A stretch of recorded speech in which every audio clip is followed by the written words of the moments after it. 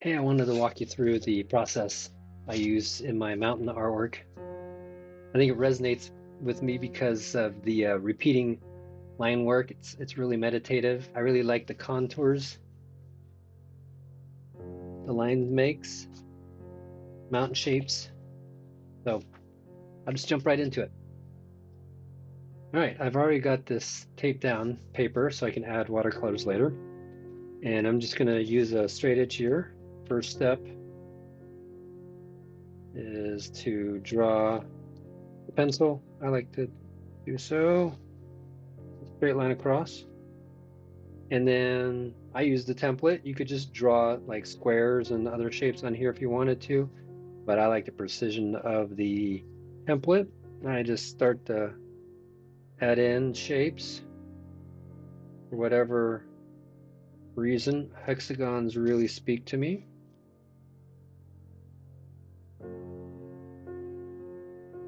I will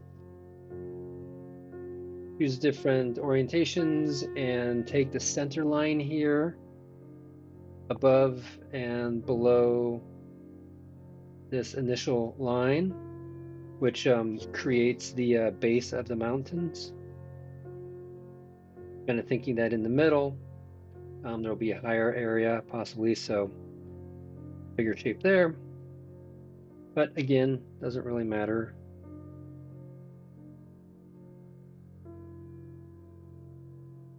All the way across, I could add a square if I want. A little bit bigger one.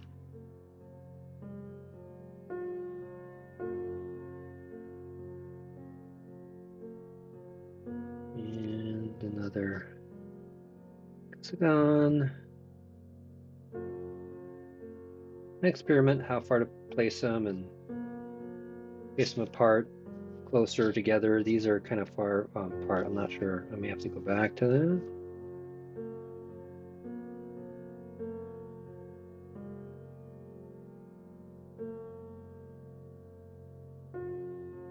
Yeah, I'm going to go back to here because those seem disconnected. Add a smaller one.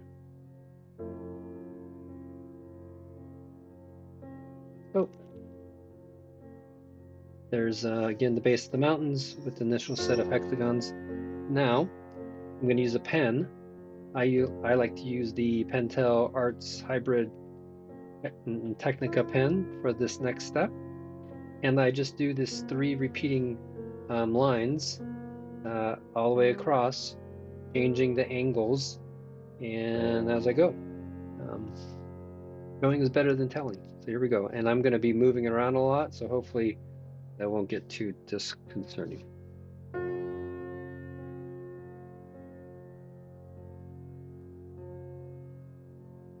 I do better polling. Do me. That's why I turn it this way and that. I'll change the angle of the camera. Hopefully the lighting didn't change too much. I had to switch away from having the open window causing too much of a shadow. Now I'm using my LED lights. So I'm just going up to the tops of these shapes using the edges of them, like right here, to draw these 3 lines from and to, and kind of change how the effect is. Whatever it is, feels good.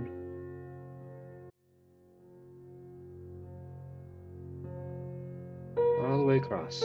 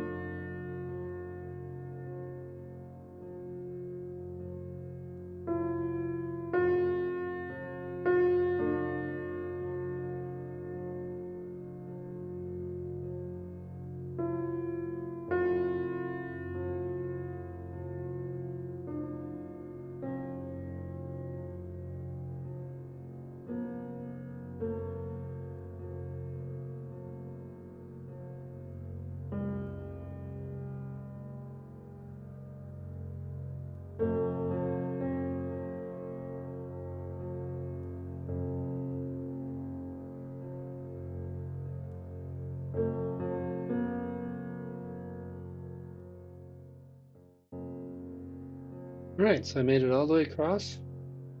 Let that line work. What I'm going to do is switch over to another pen. I like to use the Micron for this. Maybe let's go with a 2. 02 Micron. You could stick with the same pen. I just like how the felt tip versus the metal tip creates a different texture. And being right-handed, I usually start from the far side. And I'm just going to be kind of messy with the line. I'm not going to worry about if I follow that top contour exactly or not. It makes a couple bumps and imperfections. That's great in my opinion, because nature is not exact like us humans try to oppose on it. Like sometimes I even just add them in. I feel like I'm being too rigid.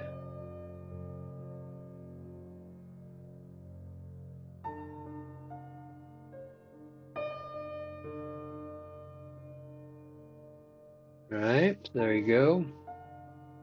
That adds some nice contrast there between the different line works. Now I could go in and I could add another set of lines on top of this to create more depth.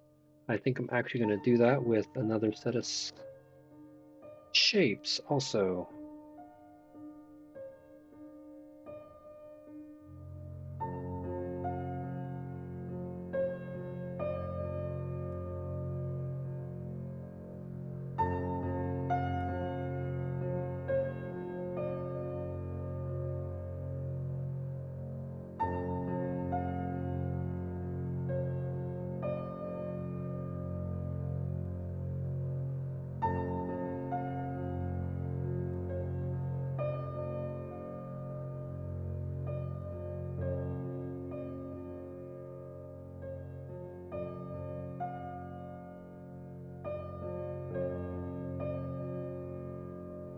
All right, so here's another layer of shapes. I'm going to go ahead and switch back to the Pentel and see what happens.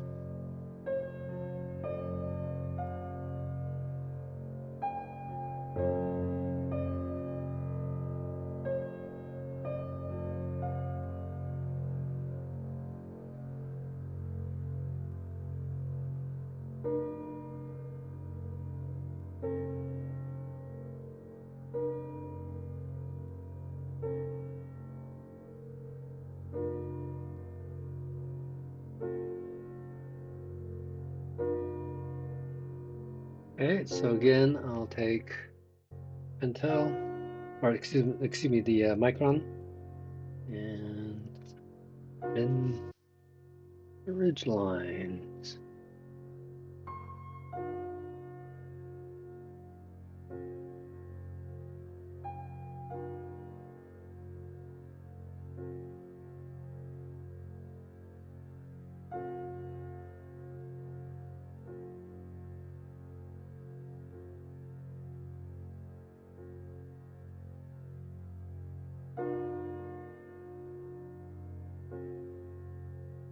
Okay, and then you can just keep on going up and up and up and up.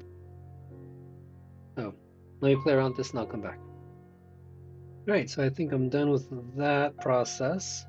There's 3 layers of ridge lines, mountains here, shapes. I'm happy with that. What I'm going to do now, going off of these previous pieces I did, I think I'm going to stick with the moon shape. But I'm going to do a slightly different embellishment, I guess. See, so I got my big circle template here. Just going to lay this in with a pencil first. Get an idea.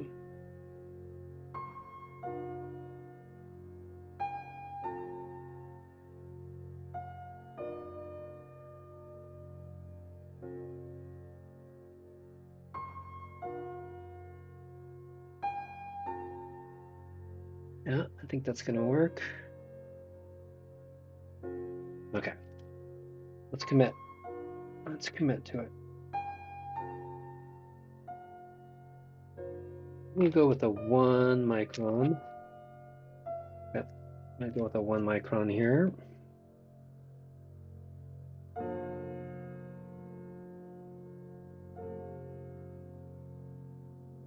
That'll be exact, Mike. Don't worry about it.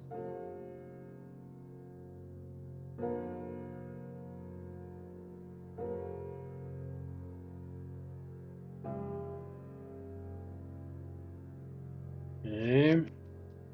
Now what I've been doing, picking the next circle down, depending on how thick I wanted to make the moon, and then overlapping the lines down at this end. It'll be hard to see that with the camera there.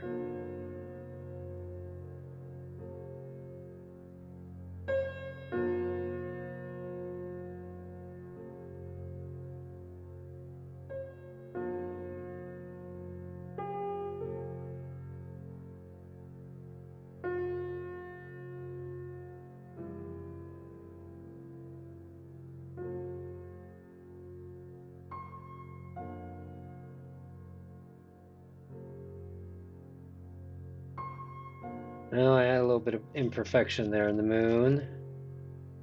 My pen jumped a bit. It's not too bad on this side, but over here, anyway, I think it's okay. Now what I wanted to do was I'm going to add in, sorry, cleaning up my area. What I'm going to do now is add in like a meteor coming from out of the frame under the moon and then ending here. So I'm going to have to move this for a bit. Get this lined up. Okay, is that going to work? Yeah, and so I'm going to, again, what I'm going to do is have a meteor line comes to the moon, under, and then peters out. I think, see how this works. First line isn't too hard. That, but now I'm going to have it peter out. And so here we go. Right about here. There we go. Something like that.